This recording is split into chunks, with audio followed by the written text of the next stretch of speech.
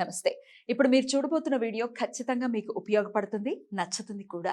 మరి మీకు నచ్చిన విషయం నాకు తెలియాలి అంటే ఈ వీడియోని మీరు లైక్ చేయాలి, షేర్ చేయాలి, అలాగే మన ఛానల్‌ని సబ్స్క్రైబ్ చేయాలి. మీ సపోర్ట్‌ని నాకు అందిస్తారు కదా! ఓకే. ఇప్పుడు వీడియోని స్టార్ట్ చేద్దాం. నమస్తే. Welcome to our channel. నేను పద్మిని. ప్రస్తుతంతో పాటు ప్రముఖ ఆధ్యాత్మికవేత్త, న్యూమరాలజిస్ట్, లక్ష్మీ నరసింహస్వామి ఉపాసకురాలు శ్రీమతి స్రవంతి గారు మనతో పాటు ఉన్నారు. మాట్లాడతాం. నమస్తే అక్క. నమస్తే పద్మిని. అక్క, ఇది ఒకరు ప్రశ్న అడిగారు కమెంట్ రూపంలో. వాళ్ళ క్వశ్చన్ అడగడం జరిగింది. ఏదైనా ఆర్మీ ఏరియాస్ లో, చెట్లు ఎక్కువగా ఉన్నటువంటి ఏరియాస్ లో, బ్యాక్ యార్డ్స్ ఉన్నటువంటి ఇళ్ళు ఉంటాయి కదా, గడ్డి ఉన్న దగ్గర కానీ పాములు వస్తుంటాయి కదా. ఊర్లలో కూడా సర్వసాధారణమే, భయపడరు చాలా మంది. కానీ మా సిటీల్లో పుట్టి పెరిగిన వాళ్ళకైతే భయం ఖచ్చితంగా ఉంటుంది. ఎవరికి ఉండదు చెప్పు పద్మిని, పాము అంటే భయం ఉంటుంది కదా. పాము కనిపిస్తేనే బాబోయ్, అది బాబోయ్ చాలా భయం వేస్తుంది కదా. సో అలాగే ఒకరెవరో ఆర్మీ ఏరియాలో ఉంటారట. బ్యాక్ యార్డ్ ఉండటం ద్వారా పాములు వచ్చేయటం, చిన్న చిన్న పెద్ద పెద్ద పాములు వచ్చేయటం, వాటిని చూడడం, భయం వేయటం ఇట్లాంటిది ఉంది. దీనికి ప్రత్యామ్నాయం, మా పరిస్థితి ఏంటి అని చెప్పి అడగడం జరిగింది. తప్పకుండా ఫస్ట్ నేర్చుకోవాల్సింది మనం హాని చేయకుండా ఉండడం. వాటికి ఎటువంటి పరిస్థితుల్లోనూ హాని తలపెట్టకండి. రెండోది ఏం చేస్తారు అని అంటే మానసాదేవి స్తోత్రం చదువుకోండి. చాలా ఇంపార్టెంట్. మానసాదేవి స్తోత్రం అనేది ఇప్పుడు మీరు చదవడము అనేది చాలా ఇంపార్టెంట్. చదివిన తర్వాత మన ఇంటికి దానికి ప్లేస్ ఉంటుంది కదా, ఇట్లా ఒక గీత గీసేసేయండి. చక్కగా ఒక కర్ర పెట్టుకొని అట్లా గీత గీసేసేయండి.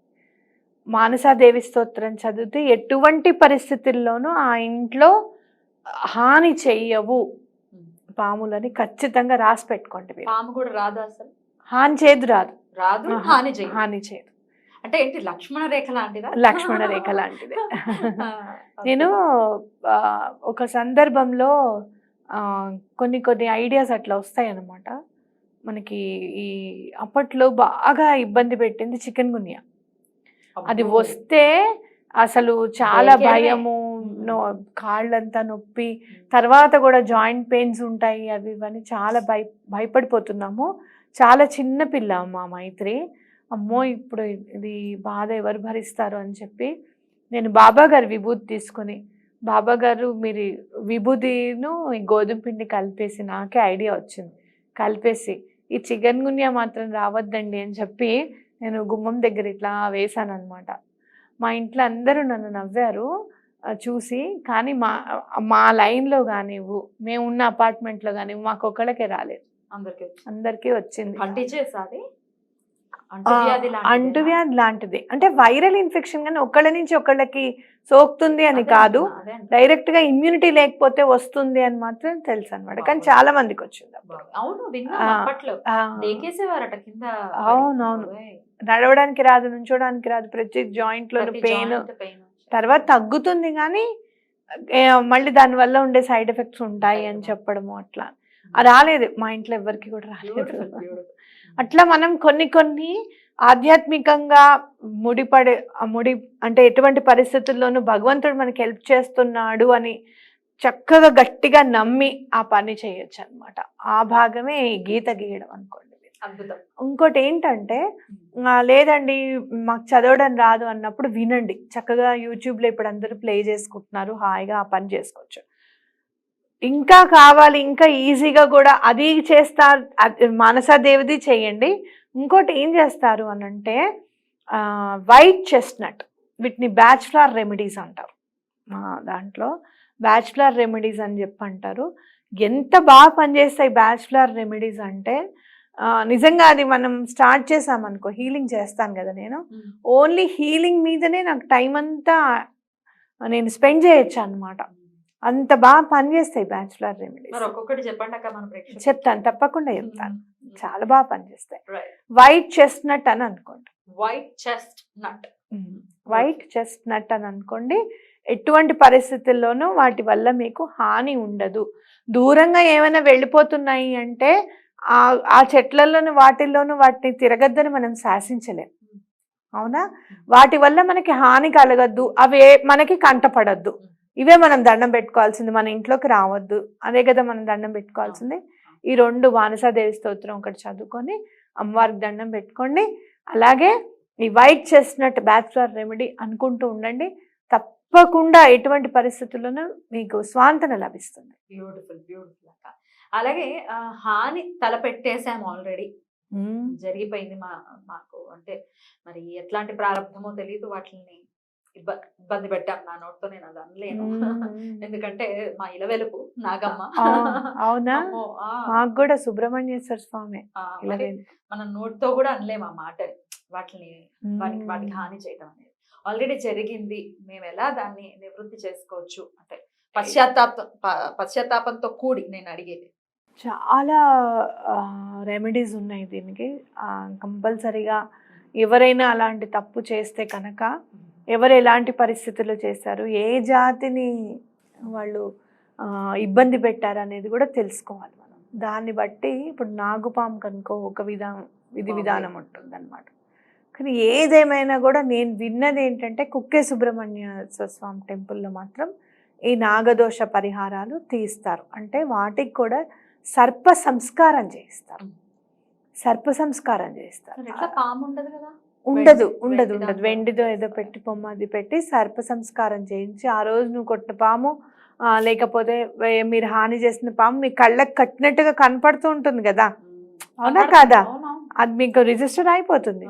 అదేంటనేది మీరు తెలుసుకొని అక్కడ సర్ప సంస్కారం చేయించి వాటికి కూడా దానాలు ఇప్పిస్తారనమాట.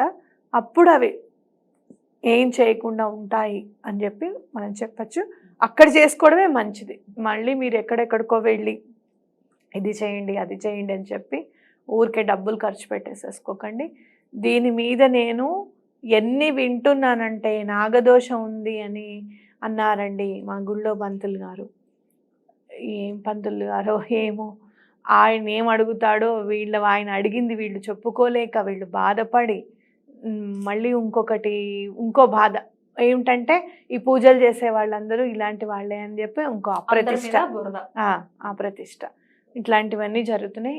ఒక్కటి గుర్తుపెట్టుకోండి, నాగదోషం ఉంది అంటే అది ఎక్కడా కూడా నిర్మూలించబడదు. ఒక్కటి మీ మనసుతో మీ పశ్చాత్తాపంతో నిర్మూలించబడుతుంది.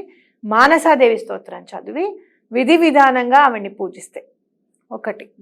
ఓకే, ఆవిడ వదిలేయండ్రా అంటే వదిలేస్తారు. మానసాదేవి వీళ్ళందరికీ కూడా ఆవిడ గురించి చెప్పుకుందాం మనము. చాలా స్టోరీ ఉంది దానికి కూడా, పురాణం ఉంది. స్టోరీ అనుకోవద్దు కానీ పురాణం ఉంది, అది చెప్దాము. సర్పదేవతలందరికీ ఆవిడ అధిదేవత అనుకో. ఇంకా ఆవిడ వదిలేయండి అంటే వదిలేయాల్సిందే, ఇంకా వేరే మాట లేదన్నమాట. కాబట్టి ఆ మానసాదేవిది తప్పకుండా చదువుకోండి. మీరు కుక్కే సుబ్రహ్మణ్య స్వామి టెంపుల్కి వెళ్తూ అక్కడ ఏం చెయ్యాలి అనేది క్లియర్గా కనుక్కోండి. సర్ప సంస్కారం ఎలా చేస్తారు ఏంటి అనేది. ఏదో ఒక రోజు వెళ్ళి వచ్చేయడం కాదు, అక్కడ 2-3 రోజులు ఉండాల్సి వస్తుంది. కాబట్టి అక్కడికి వెళ్ళి దండం పెట్టుకోండి. ఈ 2 మాత్రమే మీకు సర్పానికి హాని కలిగించినప్పుడు చేసే పద్ధతులు ఇవే. ఇంకా మీకేమన్నా జాతకంలో కాలసర్పదోషం ఉందండి అదండి ఇదండి అంటే కూడా ఇక్కడ ఎవరు కూడా వాటిని నిర్మూలించలేరు. కాళహస్తిలో గుడిలో, అలాగే మళ్ళీ త్రయంబకేశ్వరుడు ఉన్నాడు కదా ఇక్కడ నాసిక్, అక్కడ మాత్రమే నిర్మూలించబడతాయి. అక్కడ కూడా త్రయంబకేశ్వరంలో కూడా గుళ్ళో చేయించే పూజ అయితే మాత్రమే చేసుకోండి. ఇక్కడ చేస్తాము అక్కడ చేస్తాము అని చెప్పి అనేది అది కుదరదు. అది ఎవరైనా చేసినా కూడా గుడికి వెళ్తుందా లేదా, మీరు చేసిన పూజ అక్కడక్కడే కాకుండా ఇప్పుడు కాళహస్తిలో చేస్తారు, వెండి నాగులు వేస్తారు, అలా ఏమన్నా జరుగుతుందా లేదా అక్కడ అనేది కూడా తెలుసుకోండి. అయినా కాళహస్తిలో మనకు దగ్గరగా ఉన్నప్పుడు అక్కడ చేయించుకోండి, అంతేగాని ఇంకెక్కడా కూడా అవి నిర్మూలించబడతాయి అని నేను మాత్రం అనుకోవడం. రైట్ అక్క, చాలా చక్కగా వివరించారు. చాలా చాలా అవసరం. అలాగే కమెంట్ పెట్టిన వాళ్ళ కోసం ఒక మంచి స్విచ్ వర్డ్ కూడా చెప్పారు. కాబట్టి డెఫినెట్ గా దాన్ని వినియోగించుకుని పాముల నుంచి మనల్ని మనం కాపాడుకోవాలి, వాటిని కూడా మనమే కాపాడాలి మన చిత్తశుద్ధితో. రైట్ అక్క, థ్యాంక్ యూ సో మచ్ అక్క. నమస్తే.